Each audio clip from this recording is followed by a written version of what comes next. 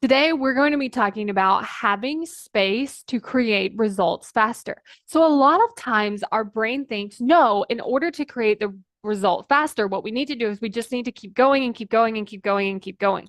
But what ends up happening is we end up doing a lot of stuff that probably isn't necessary to do to achieve our goal. Or we start to flip flop between, I'm going to do this for a couple days, I'm going to do this for something else, and I'm going to do this. And we don't know what's working and we don't know what's not working because we're trying so many different things. And we're not even taking a second to consider, like, oh, this thing I'm doing over here is really, really working. So I'm going to do more of that.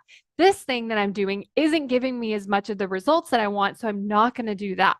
We don't have time to stop and evaluate and adjust according to the data that we're getting because we're not giving ourselves that space. Now, at first, giving yourself the space will probably feel very uncomfortable because your brain is going to be, no, we need to be doing, we need to be moving forward, we need to keep going. And it's, can you sit with that while your brain is doing that? Because your brain is going to continue to spin in that, no, we need to keep going, we need to do this, we need to do this. But can you sit here and not act from that and just let your brain kind of spin over here? Because if you're able to do that, your brain will start to calm down and it will get a little easier. And then you can start to think more clearly. You can start to think about, what do I want to do? What is working when I look at the data? What are things that I'm enjoying that are also giving me the results that I want? And you can really start to evaluate what's happening. And when you're doing that, you have so much more space. You have space to think, to rest, to recharge. So I want you to think about this, especially if it feels really hard to do, doing it as an experiment. I'm just going to try this. So for me, I worked on having a screen-free day. And my brain did all of those things. It wanted to go, no, we need to be doing these things. These things are important. We have to get these things done. This will move us faster. This is slowing us down. Like, it had all of that. I just kind of had to, like, okay, my brain's going to do that over here. And I'm just going to sit here. I'm not going to be on my screens. I'm not going to be checking anything.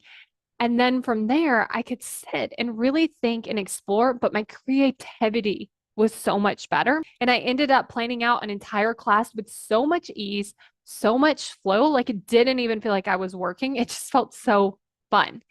So if you can start to create some space and even start to do it really small, it's like, okay, can I create the space for like an hour? I'm not going to work on anything. I'm not going to do anything. I'm not going to check my phone. I'm just going to create this space. And again, it might feel uncomfortable at first, but just try it as an experiment and just kind of see what happens.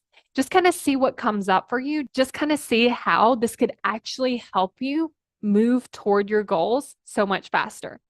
Are you constantly judging yourself for not taking action?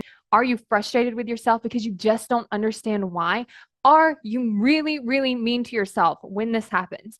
I find that when we actually understand, why are we showing up this way? Why is our brain working against us? When we can actually understand that, it's so much easier to have more compassion for ourselves because we understand why it's happening instead of just being like frustrated that it's happening. So if you want to have more compassion with yourself because you actually understand what's happening, then go to successbykayla.com to sign up for my free video, Why You Aren't Taking Action. successbykayla.com to get instant access now.